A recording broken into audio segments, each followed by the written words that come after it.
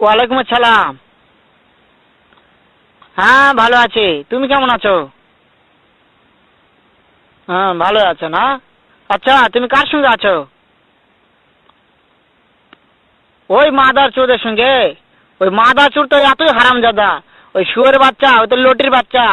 ওই সাওয়াচুদির বেটা মাগিল লিছা, এতই মাগিল লিছা। ওই হারামজাদের আমি সামনে পাইলে একটা এমন একটা চটকানি মারবো, শালা মাদার চোদ।